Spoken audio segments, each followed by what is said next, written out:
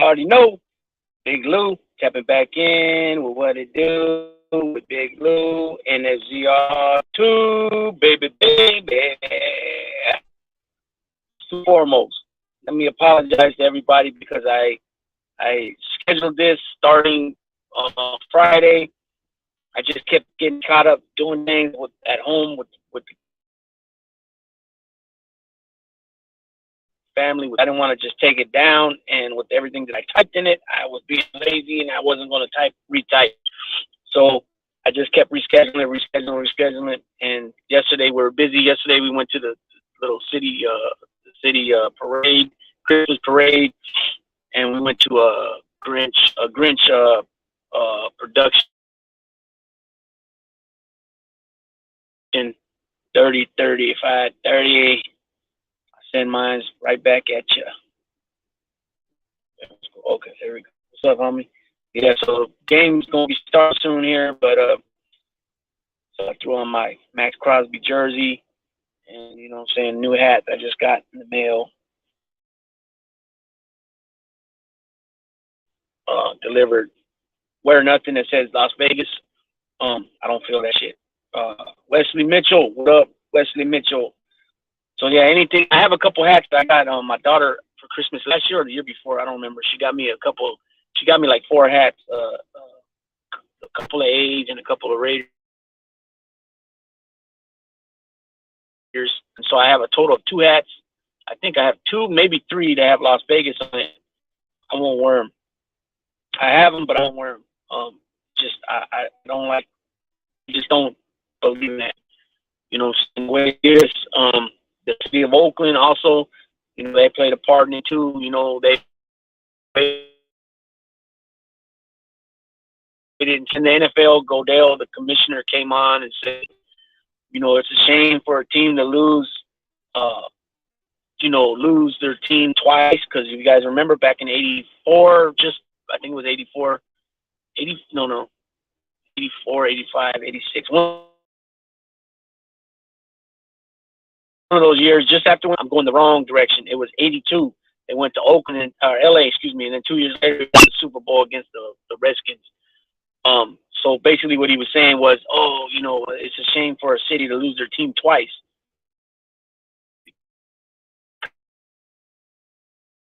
Because of what, 3-4 years back, whatever. So, you know, Roger Goodell was full of shit when that because you know different people came together with the money. I think they had about 700, 800 million to start the project to keep them in Oakland. You know what I'm saying? With Ronnie, I believe, and they didn't go for it. And then all the owners across the league met up in I think it was Florida or Las Vegas. I don't remember. It was one of the states. They met up and then they ran around the tables, and everybody voted for yes for the Raiders to leave, except for the Miami Dolphins owner. And I believe, I'm not really sure the amount of money they received each owner, but I think it was something upwards of $40 million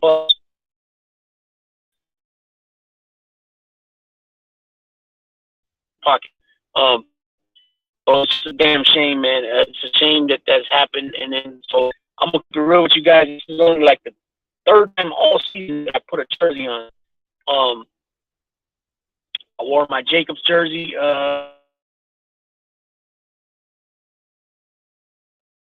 Then I wore a Marcus Allen jersey this season, and I was Max Crosby. I put it on the day.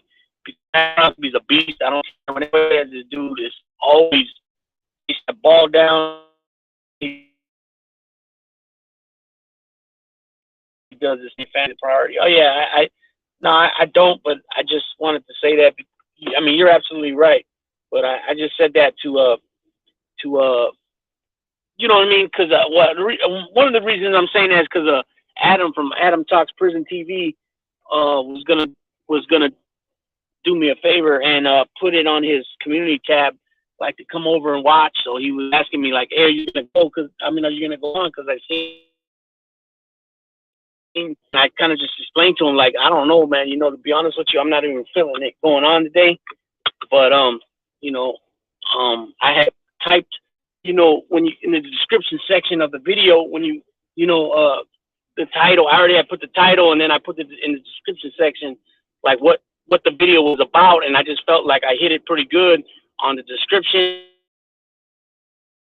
and I didn't want to try to take a chance and try to have to type it over again later on when I went live, so I just kept changing the time on it. But yeah, you're absolutely right, Tim Egan. Yeah, your family comes first, and that's it. There ain't nothing to explain. Honestly, there ain't nothing really to explain. It is what it is. Tim Hennessy's in the house. What up, Hennessy? Got Buffalo Billy Go Rowdy outside.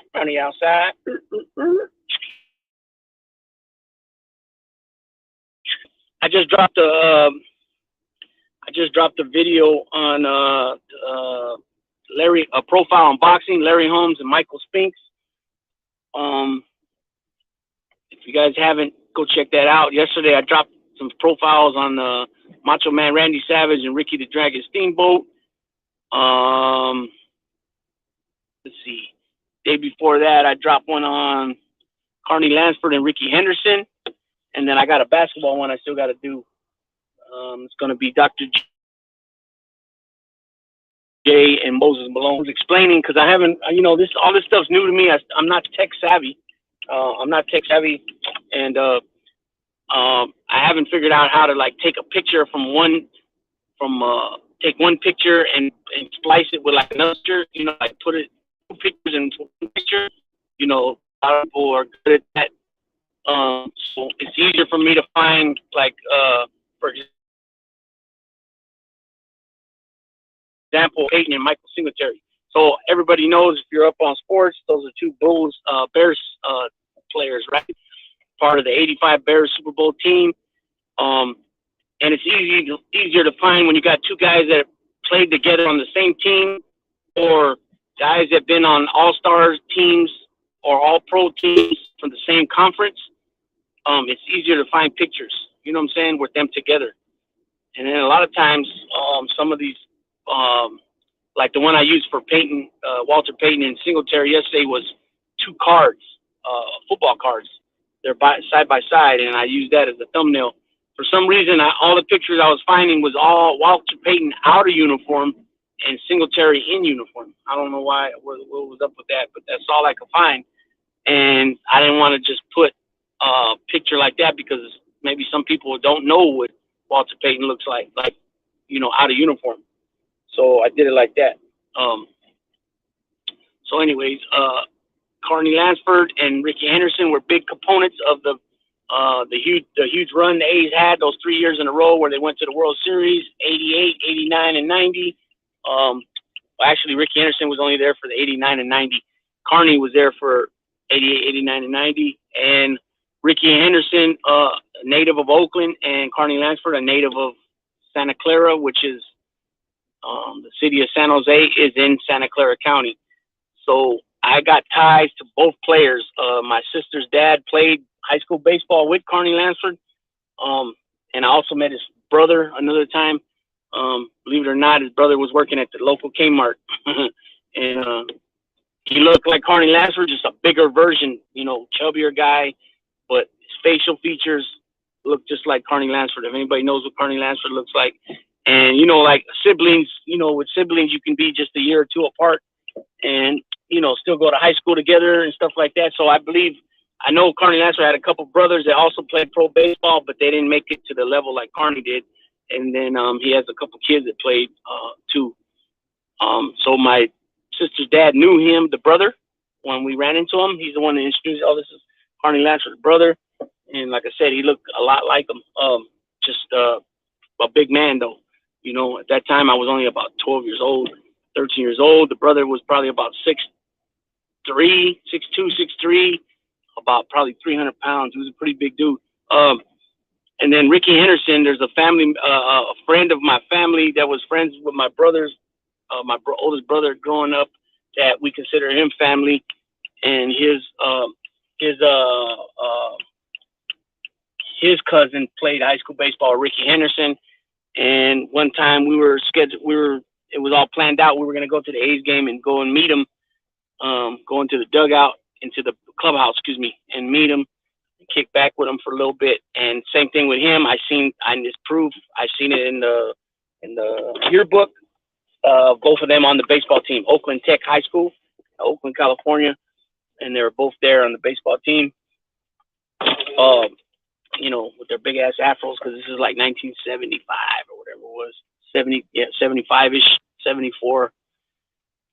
And so, again, two guys that were from the Bay Area, California, Northern California, on the Oakland Athletics team when they were pushing, the Bash Brother era.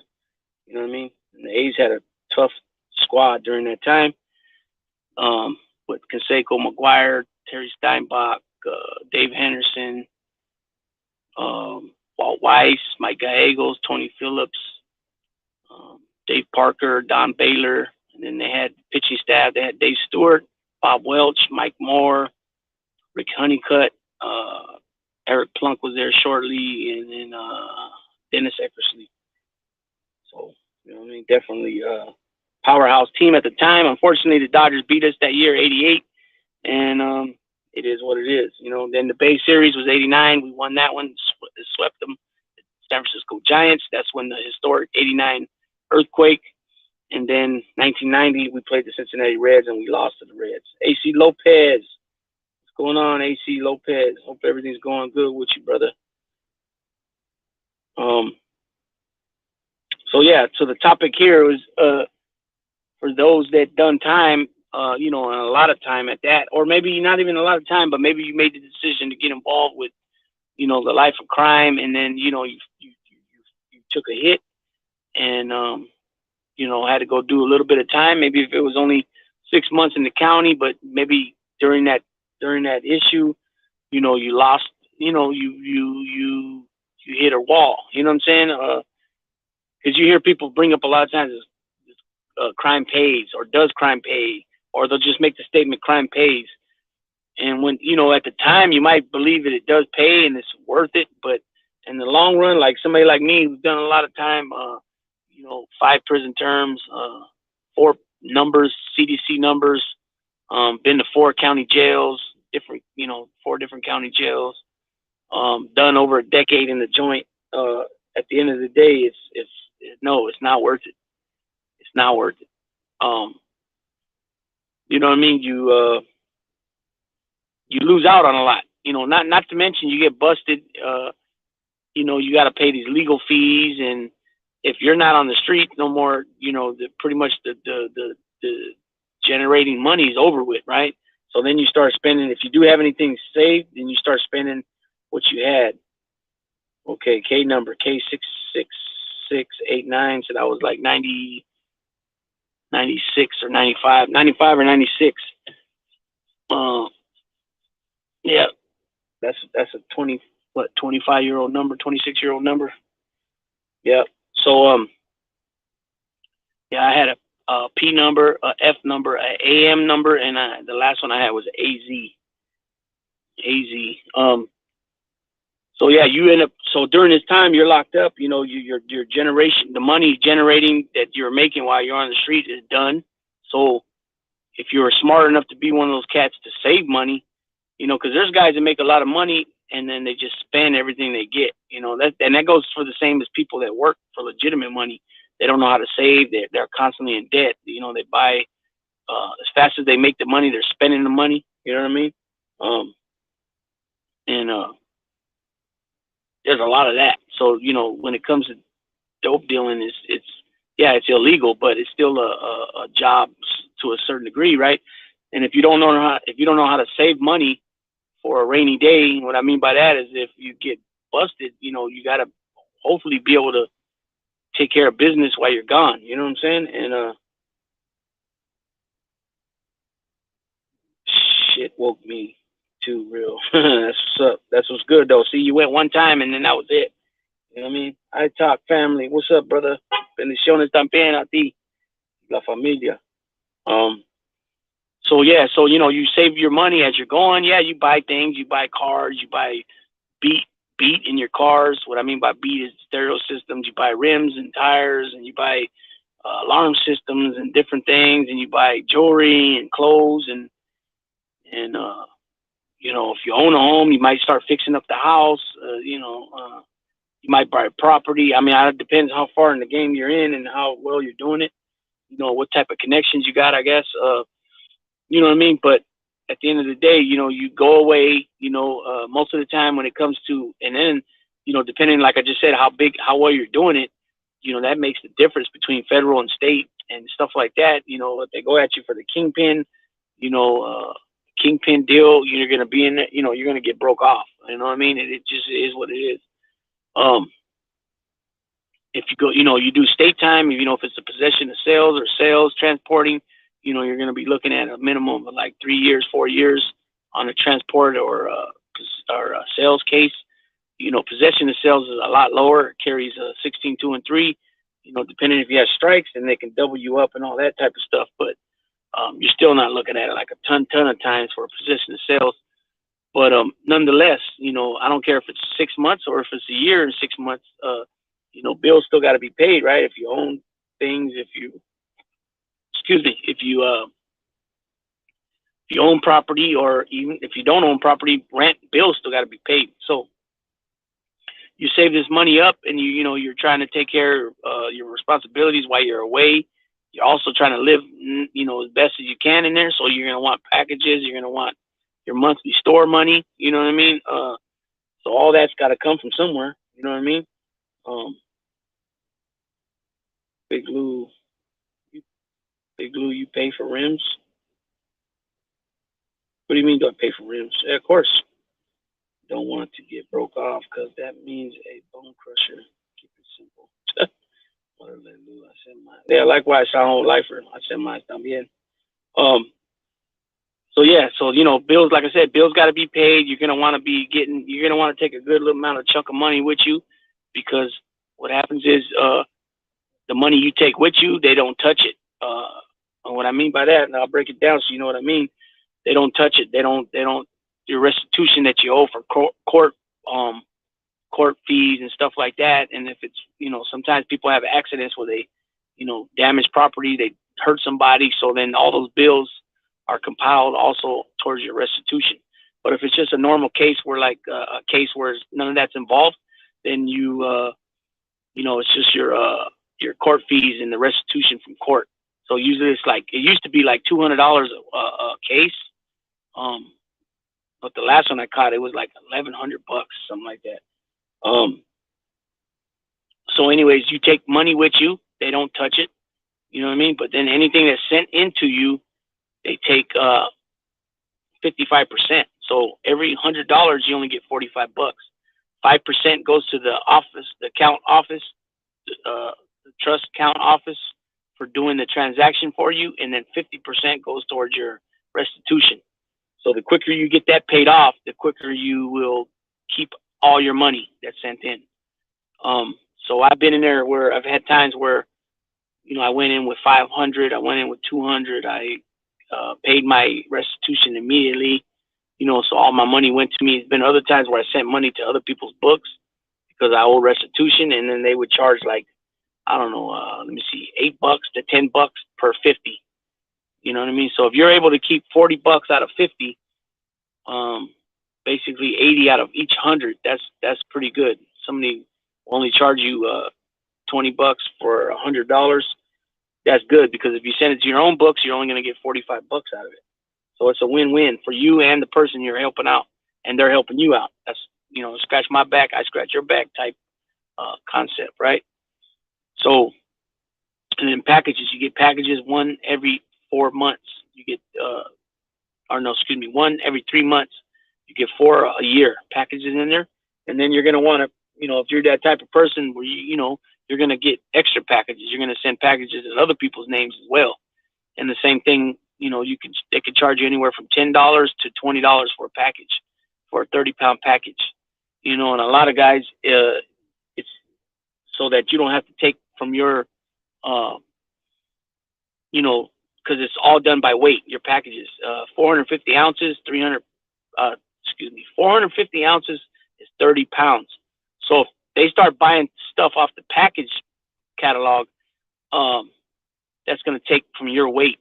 You know what I mean? So a lot of times, some of these guys, because they don't have nothing, what they'll do is they'll just charge you like stuff that's in the store at the canteen, like shampoo, toothpaste, deodorant, stuff like that, lotion. You can get it all from there, unless it's some type of special thing that they use. Then you have to get it from the packages. If it's Head and Shoulders or what's that one, Jergens lotion or something like that. Some a special lotion or a special conditioner because they got long hair. Who knows what it might be? But if you can get away with it by buying it off the canteen, that helps you out by your package. You know what I mean? The amount of stuff you can put in your package, because you want to max out that 450 ounces. You know what I mean? So you got that too. But at the end of the day, man, me being older now and being a grandfather and all that, I start changing a lot of the way of me thinking. A lot of the minimizing things and validating things is, I'm not trying to do all that no more. I'm trying to be real about things, and at the end of the day, it really ain't worth it. It's not worth the time that I wasted away from my peoples. Kids, you're talking about kids being born. My last daughter, I wasn't there to see her birth. She's almost 7 years old now. Next month she'll be 7. I wasn't there for her birth. So I missed her first, walking. I missed her, missed her crawling. When I first walked up to her, she was already let me see. She was born in 16 and I got out in 2017. So she was already about a year and a half almost, about 17 months old when I met her first time. And it sucks being in that position when you have a baby. You don't even know what your baby looks like, and you're sitting in San Quentin Reception Center, and then you finally get that fat envelope. The cops, the COs come by, and they, Big Lou, what's your last two? Your last two. You know what I mean? That's your last. They want to know your last two of your CDC number, which was at that time 20. That was my last two.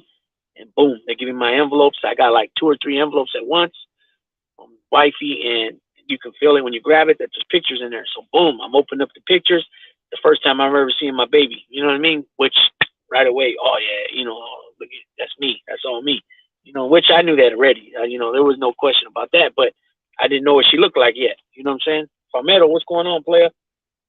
Yankees for life. What's up, man? So I didn't know that yet, and then I get the pictures and I see my other daughter she's almost 12. March she'll be 12. So at that time she was 2016, so she was like six or so, something like that. And but just thinking back, even with her, first day of school missed, 2 days before her first birthday I get busted. You know what I mean? It's just a lot, and those are my last 2 kids. Then the older kids, same thing. It's just a lot of missing out on family functions, family events, family get-togethers. Not to mention, they're living their life without their dad. You know what I mean? Luckily for me, my pops was there for my older 2 kids. Huge, big time. Kind of filling in as the father figure, I guess you could say. And then my older brothers were, they're all real close. You know what I'm saying? But nonetheless, I'm still the pops. I'm still the dad. It's not the same. You know what I mean? I am grateful for that. My family that stepped in. You know what I mean? And stuff like that. But at the end of the day, man, crime does not pay. You're going to be put in situations where, depending on where you're at, what state things are ran differently, what state you're at, what you're involved with, what you're affiliated with, all that stuff comes into play, and depending on, like I said, depending on who you're affiliated with and all that type of stuff, you could be asked to do things you don't want to do, you're not comfortable with doing. It's just part of the territory. You know what I mean? It's not, put it this way, it's not for everybody. You could be a tough ass person. You could be you like to chunk them. You like to throw them, from the shoulders. You like to fight, you like violence. You like all this and that. But prison is a different animal. It's a different beast.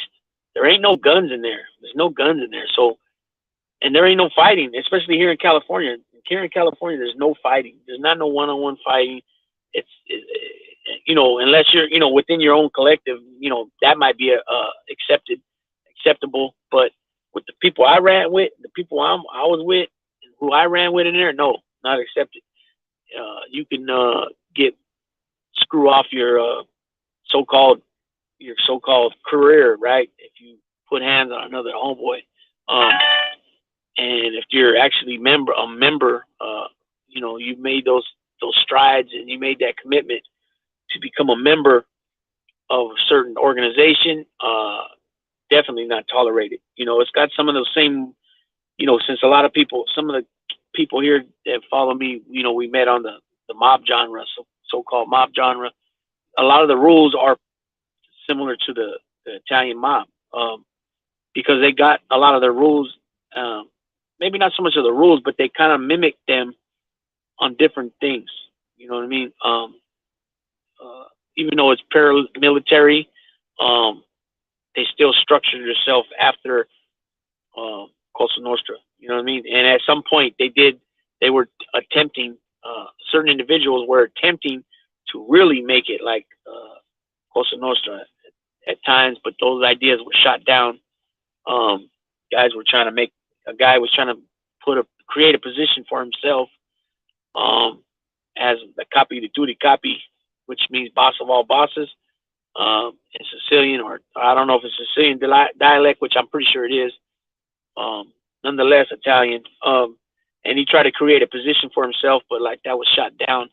And because of some of his shenanigans, another member was a big reason why he was killed was because of that. I'm not going to get into all the names. You know, you can pretty much, you guys know I'm from Northern Cali, so you guys want to further research things, it won't be hard. You know what I'm saying? And so, again, you know, if you're in a relationship, you're married, or you got a old lady, whatever, you know, it's life still goes on for them. You know, we're in the inside. You know, some people tend to think like, I mean, I've heard people talk, and I've heard people on phones and talking amongst ourselves in there, like with other homeboys and stuff. And a lot of guys are under the impression like, I need you to do this, you got to do it now. You know what I mean? It's like people still have their lives out here. You know what I'm saying? Yeah, it's about you to a certain degree, but you know, you have to take into consideration that, you know, kids got to go to school. They got to take care of the kids still. They might have other obligations with parents, helping out parents or helping out other siblings or whatever, their work, things like that, man. And some guys they go ape crazy with, they want it done now. You know, put this money on my books now. Send this money over there now. You know, order this package now. You know, it's like, it's crazy. First of all, it's disrespectful, and I think it's somewhat disrespectful, you know, and it just over the years, I've heard some lot of like way out outlandish shit, like, you know, like a lot of dudes, you know, they want to brag about. I mean, it's a little bit off topic, but it's not. I mean, it's family orientated.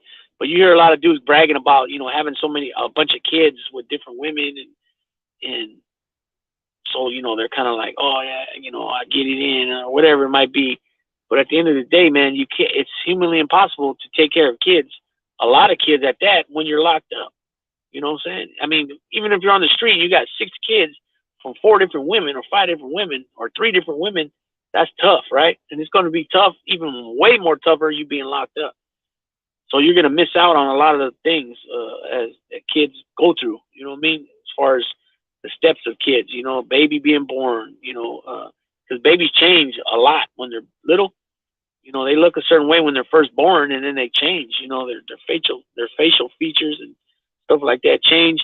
And then, of course, they start crawling, and they start walking, and they start saying little words, and, you know, and then they start school. And so you're going to miss all that stuff when you're locked up. You know what I mean? What's going on? U2F Keys in the house. So yeah, you're going to miss out on a lot of that stuff, all that stuff. You were locked up. And it, you know, it's just, we need to, you know, because most people, when you're on the street before you go into prison or start doing jail time and prison time, yeah, you might be a street gang member, but when you go to jail in the joint, you're geographically classified, up under something, for the most part, especially in California. But thing is this, there's a lot of people I know were street gang members, and they got into a little bit of trouble here and there, like fist fights, stuff like that, jumping, little melees, but they at some point there they got it together, you know what I'm saying? And they went to the Marines, or they went to the Army, or they got they went to school somehow, and they were able to stay away from getting involved further. You know what I mean? And they weren't like nobody looked down on them. All leva. Because you hear that a lot of times, people calling people levas, which basically means like he's on the leva, meaning like he's no good basically within the street gang. You know what I mean? But the cats that I'm speaking of, and I know cats from different cities that done this, where they were pushed, they were with the business up until a certain point. And what I mean by that is up until the point where they finally said, you know what, I don't want no part of this. I'm gonna take my life a different direction.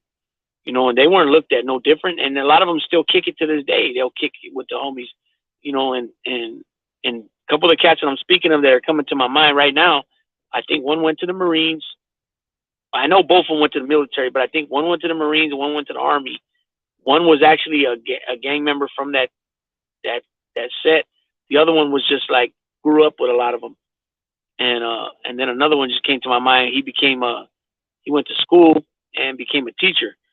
And they ain't down. They're not looked at no different. Matter of fact, they're even more like praised that they get a pat on the back that they made that right choice and bettered themselves. You know what I mean? So basically, what I said all that to say this: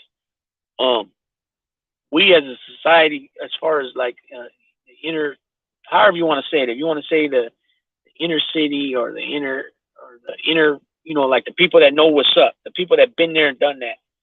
So people that done time know what it means to be in the system, know what it means to struggle with whatever it might be, with family, with bills, with just everyday life, whatever. I think it's our duty to speak to these youngsters, starting at home with your own kids, right? With your nephews and nieces, with your little cousins, even a lot of us have family friends that we know forever. And so we consider them family, and then they have kids. I think it starts there. And then, when you see, other kids, I think we need to speak up, because if we don't, it's already we already see that we're in trouble. Like, everything's changed from the time when I was a youngster compared to how it is now. You got kids, they don't want they just want to be locked up in the room all day playing PlayStation and freaking Xbox. You know what I'm saying? They don't want to even go outside at all. The furthest their social life is going to school, basically, and then the rest is on headsets, with maybe a kid from England or a kid from the other side of the United States. You know what I mean? It's just weird. Like I said this before, I said it a lot of times in a joking manner, about these kids nowadays don't even know what it's like to drink out of a water hose. They don't know what it's like to, play in a creek and, things like that. You know what I'm saying? Or even going to a park. It's all about being locked up in the house playing PlayStation or whatever. There's no social interactions and stuff like that other than school, like I said. And they're losing touch, man, basically. So because most people know it only takes one wrong decision to make that you could throw the rest of your life away, and possibly take somebody's life. You know what I'm saying? Like drunk driving, that's a big thing I'm against, because so many people's been hurt and killed, and then the person responsible behind the wheel ended up going away, right? I told a story the other day, just real quick, about a couple of guys that one dude had a previous DUI, and then he caught another one, but on that second one, he ended up hitting somebody and killing them. So he got 15 to life, went away 15 to life. I'm sure he's out by now, because California is changing a lot of the stuff here with the laws and stuff. And when I met him, he had been down already about 9 years. And then another one was about a guy, he had a DUI, and the only thing that really saved him was that this older couple, they were in their 70s, They had got a flat tire, and when they pulled off, it was like a shoulder to an exit, and they were a little bit still in the street, in the road. And he comes up behind him and bam, plows right into the back of them and kills them both, the husband and wife. And he only ended up getting like 4 years on that, 3 years or 4 years on that. And majority of the reason he got more time, with a little bit more time, if it would have been a first offense, is because he had a prior DUI. You know what I mean? But that's something that you got to live with for the rest of your life. You know what I mean? Listen, people, this is 40 years worth of game. Yeah, real shit. Big Lou, keep those shorts videos coming. Yeah, I'm trying, Yanks. I dropped my phone. Sorry about that. You dropped your phone? Yeah. So it's those little mistakes. Like I said, man, any little thing, changes that course of your can change the course of your life. You know what I'm saying? It could be well, what happened though? You dropped your phone, and what happened? Big Lou will whip your ass. He has a neck tech. A neck tech. That's what. Yeah, you know what? I wanted to.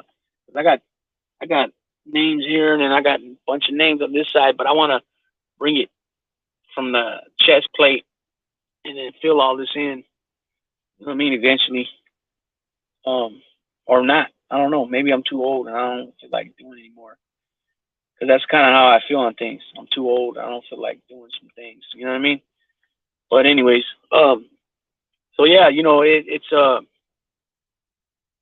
I mean, don't you as the head of your house or the head of your family or your however you want to state it, your clan, your whatever, your little some people, your football team, if you got a bunch of kids and then grandkids, don't you feel like you being the head, the head of the family, the head of the table, however you want to say it, don't you feel like you should be like giving the generations under you game? Like, you know what I'm saying? I mean, it is what it is, right? I mean, you should want to do that. I don't think people really, even people that were involved with crime, like, and what I mean by that is like some of these areas, like LA, East LA, Salinas, even, other places in the Bay Area, you got like grandfathers that grew up gang banging that are from a neighborhood, and then they had a son, and then they had a son, and they're all from the same neighborhood, and they all came up doing the same type of things. Do you believe for any minute that they really that's the question. I wonder if they really want their kid to come up as being from that neighborhood. I seen a thing the other day. His name is Peter Santinello. He's got like about 1.5 million subscribers. And he goes to different places. He went to East LA, talk about the Chicano culture in East LA. He's went to different reservations, Native American reservations. He's went to the Bronx, New York. He's went to Alaska, the hood in Alaska. I don't know. I haven't watched that one yet. He's went to Compton. He's went to all over the United States and other countries. Oh, he went to Amish country to hear some of their views and beliefs. And he went to the guy Marvelous. He's a tattoo artist, Marvelous. I don't know if some of you guys know who he is. He's from Matavilla, right? And he was telling that his grandfather was from Matavilla, his dad was from Matavilla. He was from Matavilla, but now his son, fourth generation, is not. You know what I mean? So, to have people, are they really proud to have their kid from that neighborhood? I guess the neighborhood, you have a sense of pride, but what I'm speaking more of the stuff that's involved with gang banging, like the gun violence and using weapons and some of because at the end of the day, when you get involved with, and let's keep it real too, being from Northern Cali, when you get involved with crime, it's usually drug dealing, right? Usually drug dealing. It's usually robberies, strong arm stuff, right? And then when it comes to gang banging, then it's obviously violence, right? Weapons and stuff like that. But let's keep it real. When you're pushing the bag, right? You're helping your people destroy your own people. And what I mean by your people is your neighbors, your local community, even more so the neighborhood that you're from. You know, you're pushing that poison on your peoples. You know what I mean? And you're helping to disseminate them, to destroy them. You know, the addiction. The addiction is very strong. It's nothing to talk lightly about. You know what I mean? And a lot of people don't want to talk about it because uh, the drug addiction, it hits closer to home than they want people to know. You know, it's got to the point now where, I mean, it's always been an issue in the neighborhoods. You know what I mean? But now that it's hitting like the suburbs and stuff like that of different areas, you know, it's now it's an issue. You know what I mean? But like I said again, I'll repeat it again. It hits closer to home than most people want to admit, and that's why a lot of times when that's spoken about, people will come back in the comment section or in the live comment section with negative remarks because they don't want to even mess with. They don't want to even touch it because it's too close. It hits home. You know what I mean? I mean, how many people here watching right now? We got 8 watching. How many people know somebody that's been hooked on dope? Now, any kind of dope. I don't care. You know, coke, crank, or heroin, or pills, right? Because a lot of the pills, Vicodins, methadone pills, Percocets, Percodans, Norcos, all that stuff is similar to the dope itself. You know, it's just more clean because you know it's man-made. It's pharmaceuticals. The level of it's, you know, always the same as far as when compared to when you're using the actual dope and people are cutting it. You don't know what they're cutting it with, and then you don't know what the ingredients they're using. Like with little Robbie the Don said, meth. Yeah, meth. There's easy ways to make the meth to you know, easy ways to make it where it's nasty shit involved. You know, such as Raid, battery acid, stuff like that. Black Hat Music, what up, man? Salute to Black Hat Music. Thanks for serving, as always. Long time no see, but I'm glad you're here. See, me, my uncle, cousins, we got all clean. That's good, man. I salute each and every one of you guys for that. I'm scared to use dope nowadays. Yeah, it's like, especially with that fentanyl, man. If you're on, you know, if you like getting loaded and stuff like that, the fentanyl shit is scary because a lot of times people are alone when they get loaded, man. So if you're alone and you go out, 9 times out of 10, if not 10 out of 10, you're gonna die because there's nobody there to help you. You know, it's scary. Like Tim said, it's scary. And then, like I just mentioned about the meth, they put all kinds of different crap in it to make it. You know, some guys might, between batches, they might be, you know, they want to keep the flow going, you know, because let's keep it real. If you don't have it for a week or two, your people, those people that you had locked in as clientele, they're going to go elsewhere to get it, right? And so what happens is they start calling the other people all the time, and then you only get called if they can't find it, and then they'll call you. So sometimes guys will whip up some funky shit, you know, just to keep it rolling, you know. And I've known guys that use, like I said, battery acid, Raid, and there's other nasty shit they use too. A cousin of mine, that's how he went to the pen the first time back in the 80s. He got caught. He already had a case he had caught. I'm not sure what the original case was to put him on probation, but at this time he gets pulled over with pulling a trailer, and I think the tail light was out or something. That was the reason they pulled him over, and he had like a what do they call that? He had a lab on wheels. There you go. He had like a lab on wheels type thing, and so that's what sent him to prison in '85. And I remember over the years he would get with certain people and whip up batches where, you know, guys would want the filters out of it, and they were happy with that. I don't know. I never messed with that stuff. I never tried it, so I don't know. I took a fentanyl once. Don't remember 2 weeks. Woke up in jail. Wow.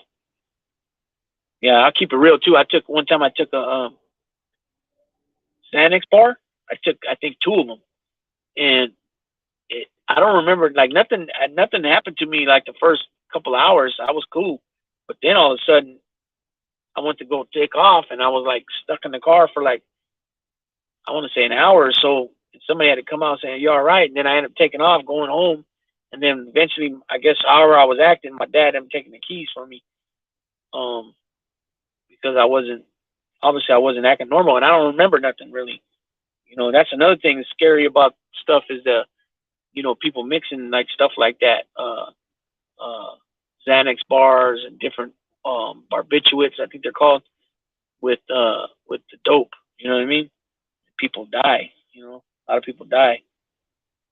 Montauk, what's going on? That's what took it. That what it took, and what you're saying exactly how it was. Yeah, glad to be here. Overseas working odd hours. You're overseas, huh? Wow, that's cool. You know what I mean? You're gonna be overseas for the holidays too. Um, well, actually, Thanksgiving's already over, but Christmas is coming up, and then New Year's. Um, yeah. So yesterday we went to.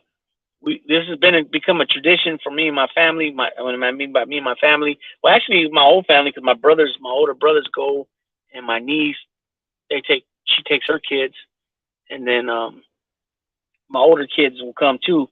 But it's been since I got out in 2017. I think we started it that same year, so it'll be 5 years counting now. If not, it was 2018, so 4 years counting. We go to the local Christmas parade and the lighting of the tree. So the mayor comes and lights the tree up.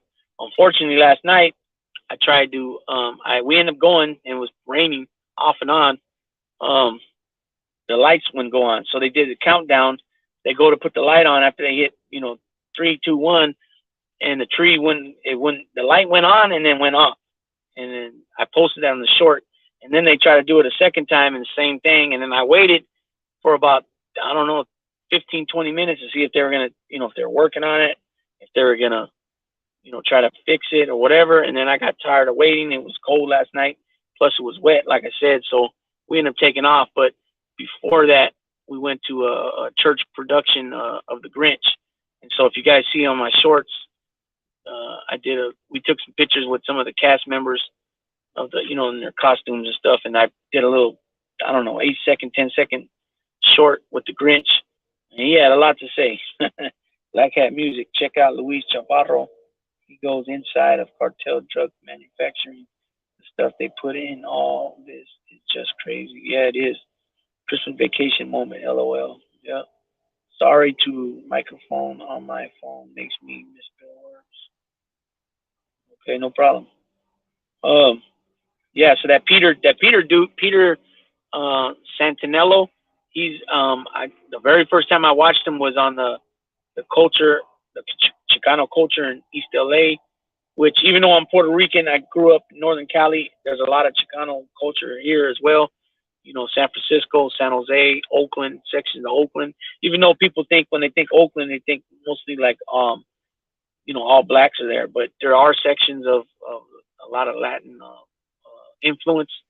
Then just look at the names of some of the places. Decoto, they have Decoto has it's called the Puma Hall, and that stands, and it's a Puerto Rican hall, and they have the Puerto Rican flag on the outside. Certain areas of the Bay Area have strong Puerto Rican influence. You know what I mean? And people will be surprised. A lot of people that they're not familiar of, like, yeah, they know them, but they don't know exactly like their culture or what they are. A lot of people are Puerto Rican in the Bay Area, or half. You know what I mean? There's a big population there, and so a lot of people get it misconception that everybody here is Mexican, which it's a high percentage. And what I mean by that is like the Latino people. It's a high percentage, very high percentage, but there are a lot of people that you will find out that are mixed with Puerto Rican or Guatemalan, Honduran, Salvadorian, Nicaraguan. I've never met too many. I've only met one family of Costa Ricans. And even then, they didn't even know how to say what they were. They would say Costa Riqueños, which is not Costa Riqueños. Puerto Ricans are the only Riqueños. It's Costa Ricense. That's how you say I'm Costa Rican. But Colombians, I never really met no Colombians in person. I think I met one or two guys in prison, and on the streets, No. Argentinians, I met a few here and there. Um, let's see, Bolivians, I remember a couple families, and Peruvian, a couple of families. Other than that, never met a Venezuelan in person. Only met one Dominican in person. Cubans, I met quite a few because Stockton, here in Stockton, they got a lot when they did that 1980, 81, whenever that was, when Castro emptied out the prisons of Cuba. A lot of Stockton got a lot of them. A lot of the Cubans were sent to Stockton. So that was from the movie Scarface. You know how he got out. It was, the same deal there. Let's see what some of you guys are saying. He reminds me of my dad. Who is that? Shannon, Peter? When I think of Oakland, I only think Oakland, Alameda Coliseum. Yeah, for the most part, but since we're from there, first thing that comes to my mind when I think Oakland is 38th Avenue, 35th and Fruitville, the BART station. I wouldn't last a second in jail. Yeah, you would. Yeah, you would. You'd be all right. I mean, the main thing is you just don't, like if you come from the East Coast, like, cause I met dudes that were white guys from Chicago, and they were actually members of Puerto Rican gangs from Chicago. So when they came here and they got busted, especially when they got to prison, it was a big culture shock for them because they were close. Like I said, they came from a Puerto Rican gang, so they had to get in line and follow the rules of California. But as long as you're not one of them dudes that like to have your nose in everybody's business, and you feel like you have to put your 2 cents in about everything, you'll be all right. You know what I'm saying? You'll be all right. If this turkey is half as good as it looks, we're in for a good treat. Man, I'm hungry right now too. Right with you, Steve. I'd braid hair for a living. There are dudes that do that though. There are guys that braid hair in there for they get paid. You know what I'm saying? One mistake and it's over. Yeah, you'd be all right, man. Like, you know what I'm saying? You just follow the rules. There's certain rules that you didn't make. You might not agree with the rules, but you didn't make them, so you're not gonna break them. What I mean by that is just roll with the punches, roll with the flow. Yeah, a lot of the rules. Some of the rules are like on that discriminative, that racist level. Discrimination, but it is what it is. I didn't make the rules, and most people understand that, so you just roll with the punches. You know what I'm saying? That was a Christmas Vacation quote. Oh, okay. Thought you were saying that you actually have food, turkey right there, man. Yeah, okay, I got you now. Let's see. Tenement on Wheels. Don't go falling in love with her. We're taking her with us when we leave here next month. Clark Griswold. Yeah, that's a good movie. Yeah, I like that movie. So I don't know if you guys seen the thumbnail. So the thumbnail is me at a visit, from a visit.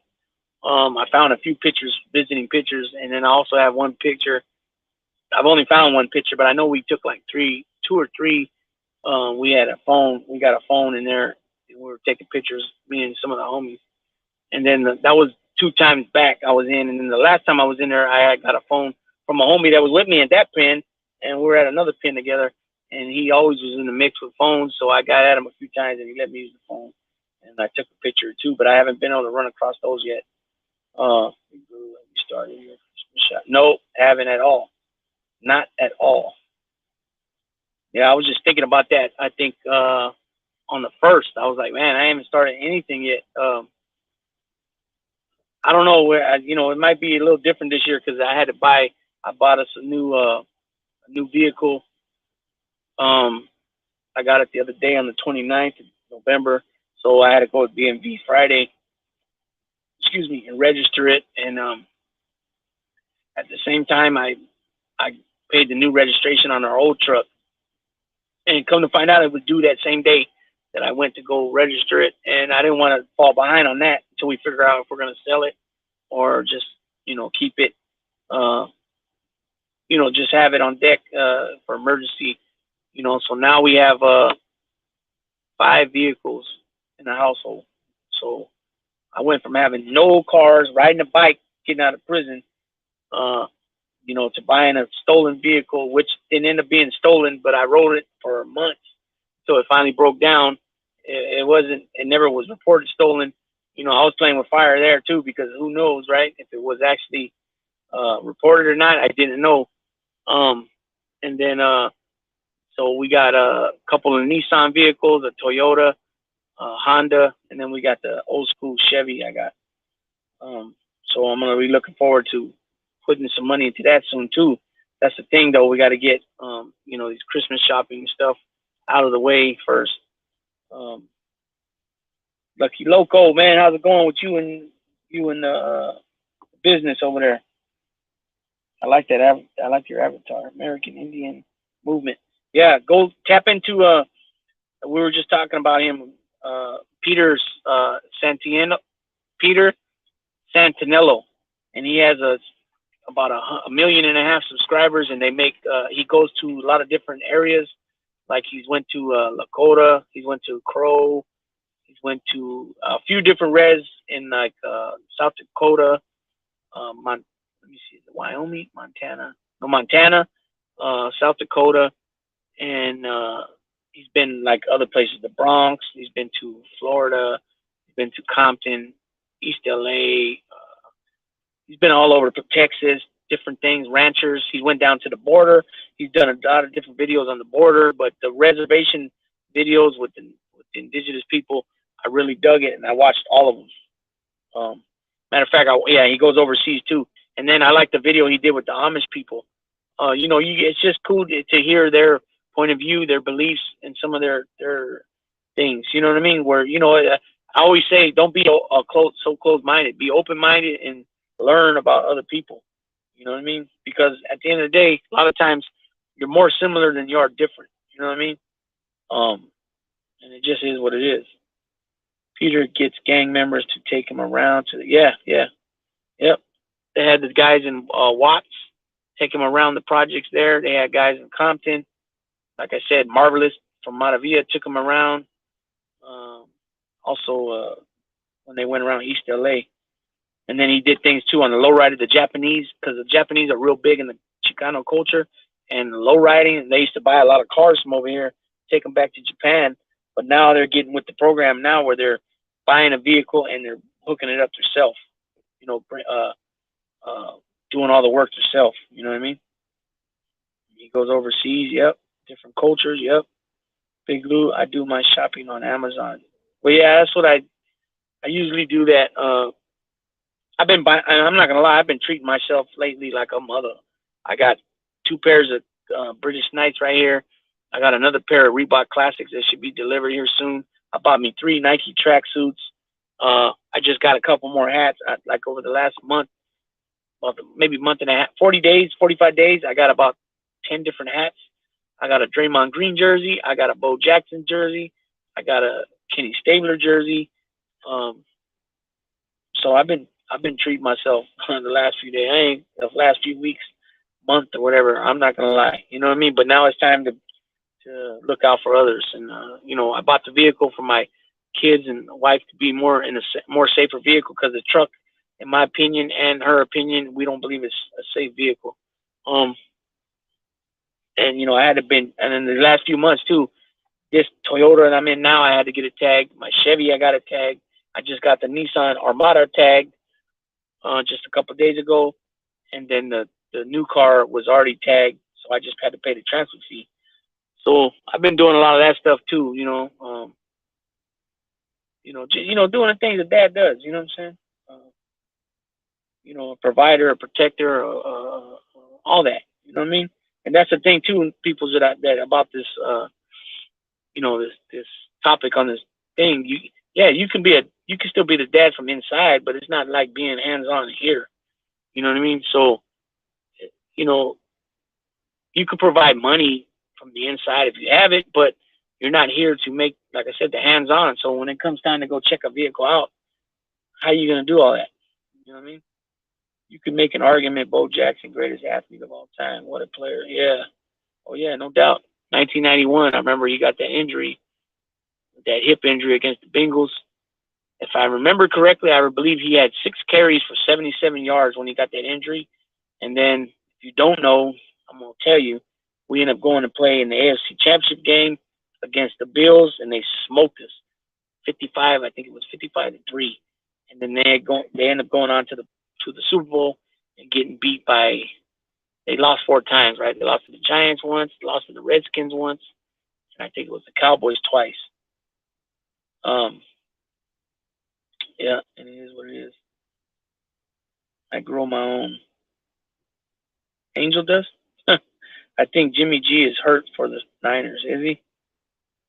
My Christmas present for me is pay for Christmas. Yeah, really, huh? Big Lou. Let's see. Battery acid. Big Lou, explain, please.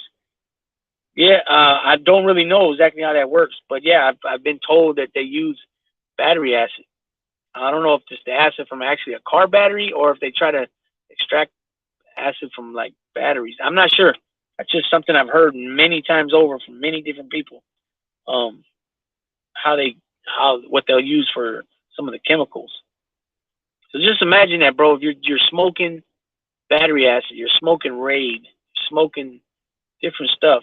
You know, that's why you see these guys in their early 20s, mid 20s, or even late 20s, and their teeth are all jacked up, their hair is missing. You know, they're bald headed. I've seen youngsters, man. Like this one guy comes to mind. He went by the name Milky. I met him in jail, but he was supposed to be from my same town area I'm from. I never had seen him on the street, but he was 22 years old. He had a lot of teeth missing, and his skin color was kind of palish looking, and he was bald headed, like not the normal looking like where you lose your receding hairline. It was more like real thin here and then bald on top with the round that circle up there. You know what I mean? Sea Dog and Cooper Show podcast in the house. What's up, homie? How you living? What? How you living? What? In living color. Remember that, guys? Yeah, so as far as battery acid, that's all I can really tell you. I never messed with that stuff. Oh, I used to push it, but I never done it. I never tried it. I never tried cocaine. I never tried anything that got to do with cocaine. I never tried it. You know what I mean? It just wasn't for me, and it was all bad. They smoked that, and it changes them permanently. Yeah, and then I mentioned like some people are different. You know, obviously everybody's not the same, but your chemical brain, your chemical, some people have chemical imbalances already, and then when they indulge in that, it throws them off. You know what I mean? I know some other people that like they done a shot and never came back. They never were the same ever again. You know what I mean? Paranoia, all that type of stuff. All that. You know. And then there's other people that have been doing it for years, and for the most part they're okay. But you see that, that moving of the jaw sometimes. You see what we call noodle grooving is when they can't stay still and they're constantly moving and their legs are, crossing, and we call that noodle grooving. You can tell when somebody's like they're like moving around like Mick Jagger would on the stage. You know what I'm saying? That noodle grooving type stuff. In Russia, they have some shit called crocodile made with gasoline. I know here in the States they had that stuff was called I don't know if it was crocodile or alligator, but it was like people were using heroin and it was eating up their skin and eating them up. It was some type of bacteria that was in the dope when they were transporting it. I remember too, for a long time they were transporting dope in cows, dead cows, carcasses, and whatever. I'm not sure the exact specifics of what exactly it was, but it was tearing people's asses up. It was like a flesh-eating disease. Crazy. All that stuff, like somebody brought up earlier, that fentanyl, that shit's scary, man. Like I said, man, most people, when they get loaded alone, and then here you are doing it, and you're alone, and then you go out, nobody's there to help you. Nobody even knows that you went out, so most likely you're going to die, it's catching up to a lot of people now too. Before they used to have dryouts in prison, and dryout meaning, your parole officer would send you back to prison with like 30 days, and they would call it a dryout, maybe a 60-day dryout, and they kind of eliminated that, and then the parole, nobody goes back to prison. Everybody does the violations on the county jail, And so a lot of guys end up getting off parole, getting a little bit older, and they started dying. I don't know really if that has something to do with it, but it sounds good. You know what I mean? It basically just is the stuff catches up to you. The sharing of the instruments, you know what I mean? People have disease and then they pass it around, all that stuff. You know what I mean? All that stuff.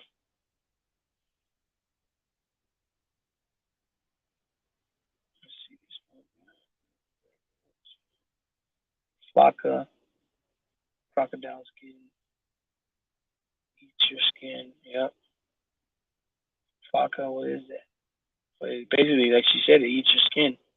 I remember guys have like their arms would be dented in. Um, um,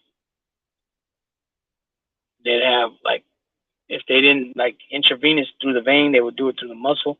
Uh, like their butt cheek would be gone. I remember my cousin had that happen to him, and he had a machine plugged it to himself for like 2 months, where it was sucking all the pus out of there. He had it hooked up for like a good 45 days, maybe 60 days. That much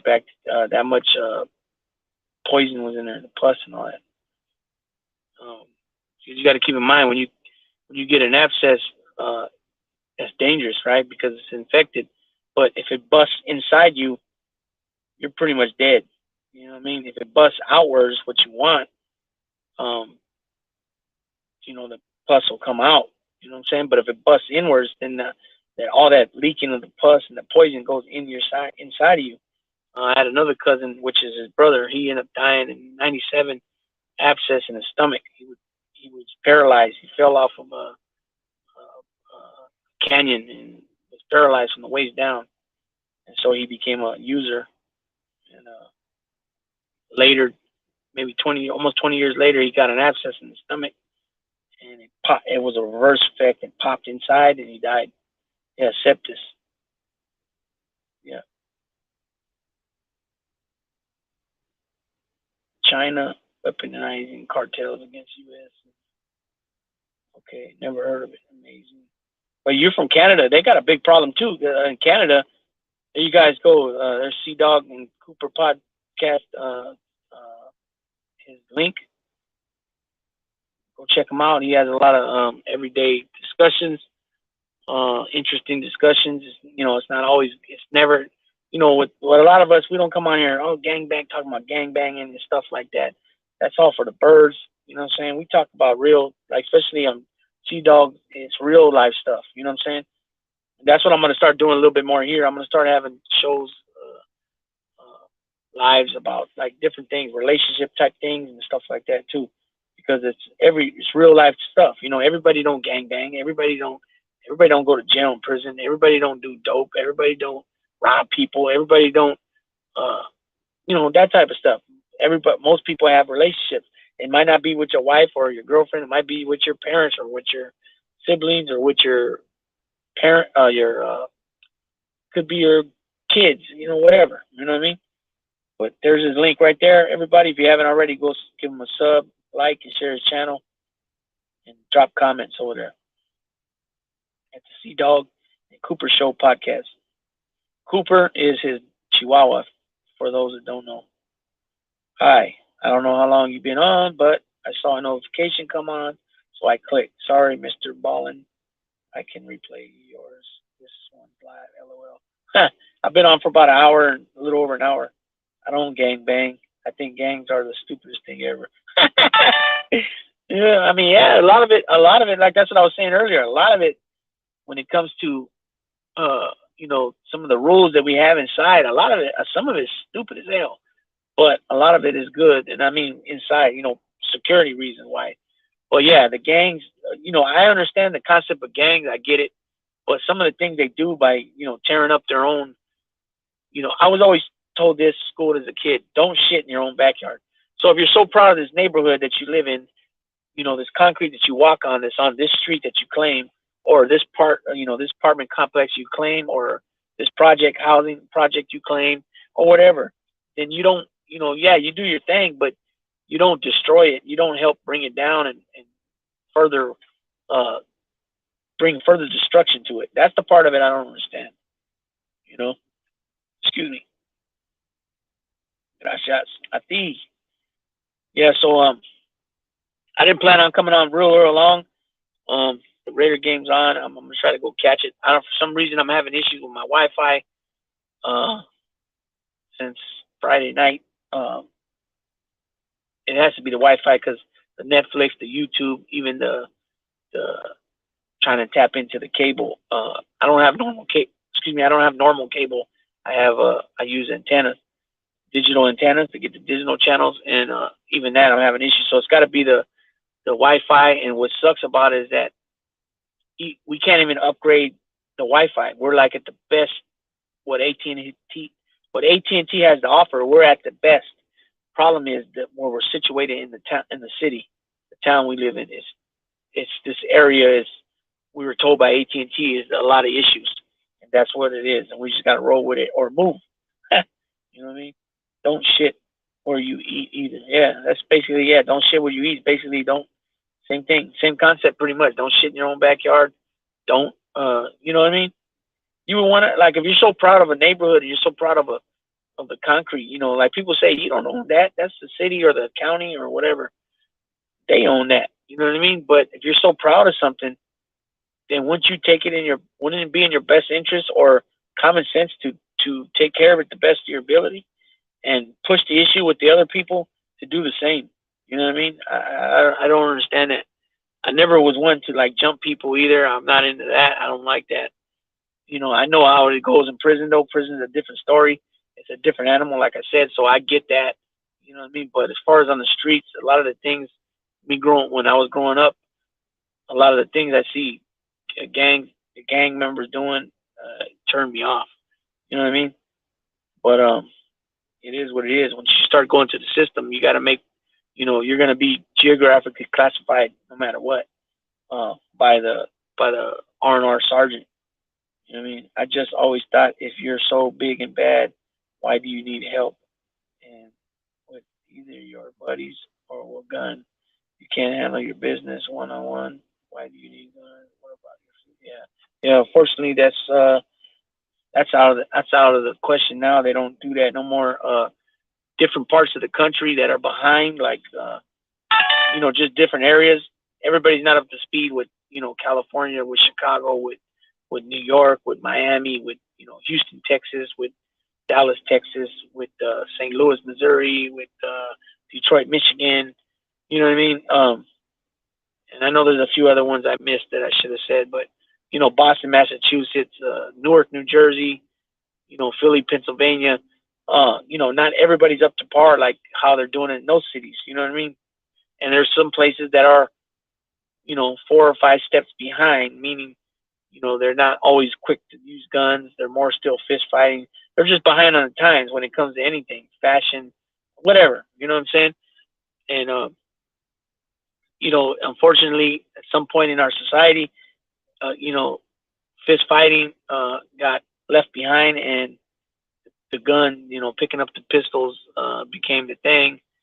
And what you're saying here, you know, I always thought if you're so big and bad, but see, the problem with that is, yeah, you got a great point there. But the problem with that is when once you venture out from your neighborhood and you start meeting up with these other people from different neighborhoods, they're not all on board with the same, you know, with the same ideology. You know, it all went, you know, I don't know if you want to say left, it went right, it went down, it went up.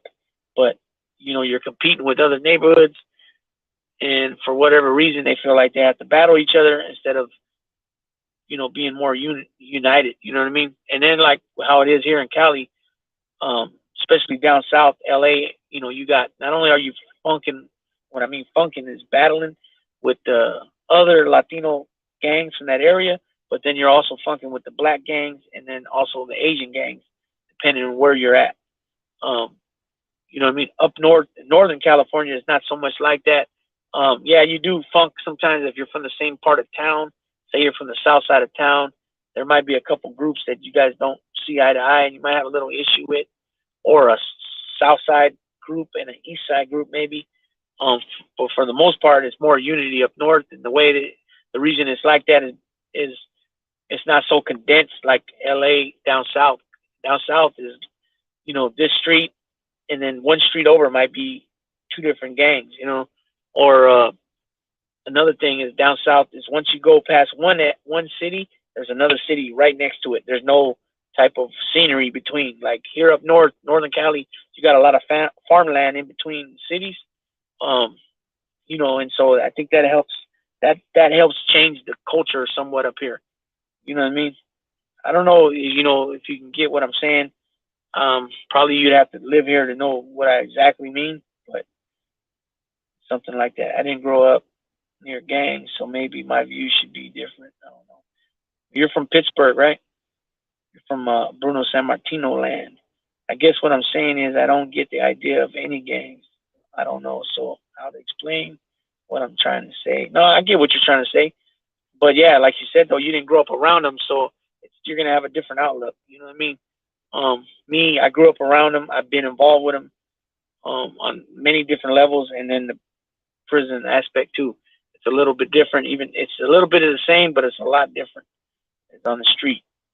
You know what I mean? Pittsburgh. Yeah, you got University of Pittsburgh, Dan Marino. You got Bruno San Martino. You got Kurt Angles from Pittsburgh. You got the Pittsburgh Steelers. You got the Pittsburgh Penguins. You got the Pittsburgh Pirates. I always tripped out on all three of those franchises have the same colors. You know what I mean? That says a lot about the city of Pittsburgh. Um, you know what I mean? So yeah, it's just one of those things. You gotta, you know, it's just like things that if I've never had anything to do with or know about, then I really can't comment on. I mean, I can comment on it, but as far as it really makes sense to know what I'm talking about, no. You know what I mean? But I mean, what you said here about I always thought if you're big, bad, and tough, then why do you need help? I mean, that's you know that's total. You know, that makes sense right there. You know, with either your buddies or a gun, you can't handle your business one on one. Why do you need guns? What about your fists? Yeah.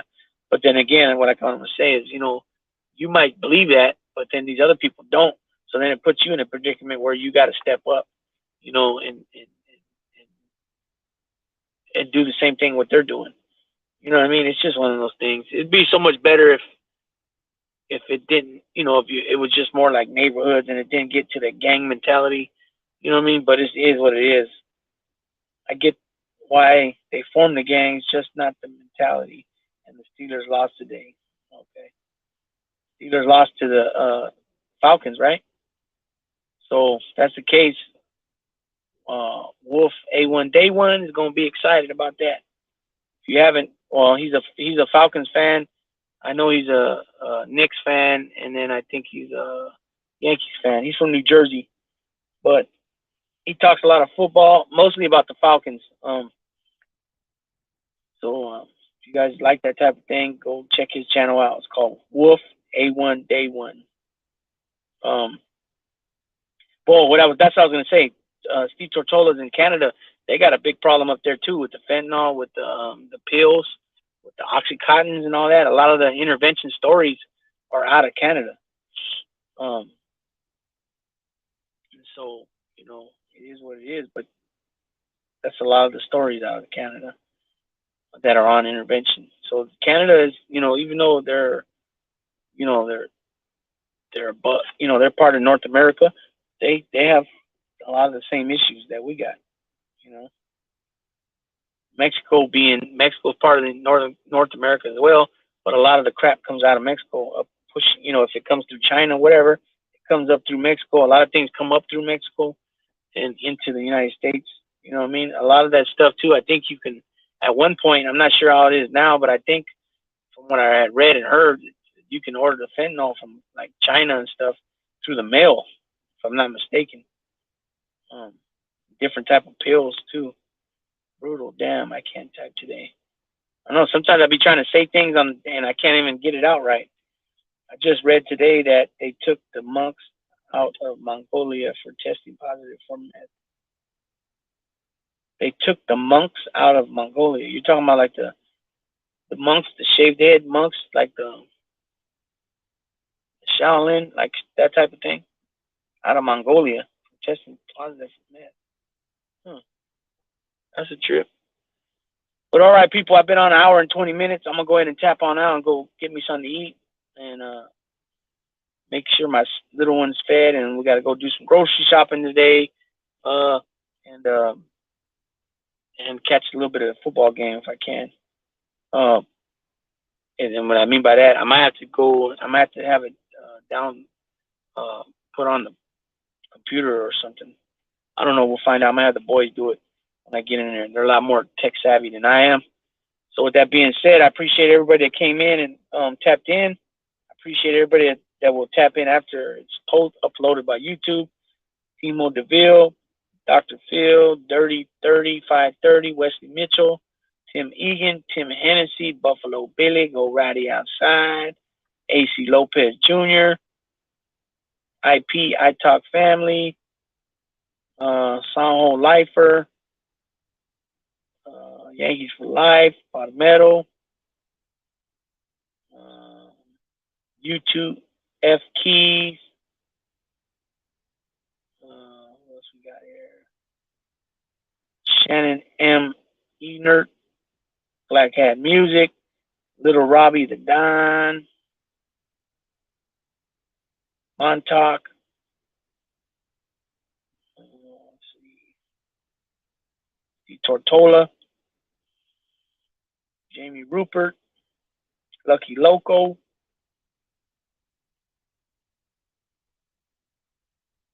Sea Dog, and I think that's pretty much it. Let's see. Yeah, that's it. M30 equals no such thing, not Percocet. Okay. Shannon, thank you. I hate when people say that because there is no such thing. They're saying it wrong. Okay, good. There's a little bit of education for y'all. M30, there's no such thing as a Percocet. All right. So yeah, I thank everybody again for coming.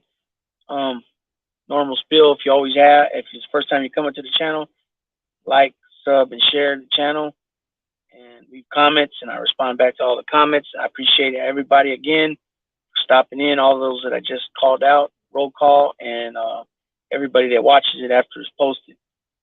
I appreciate each and every one of you guys. Big Lou's here for the long haul, for the long grind, and we're gonna get there, peoples. All right, everybody. Thanks.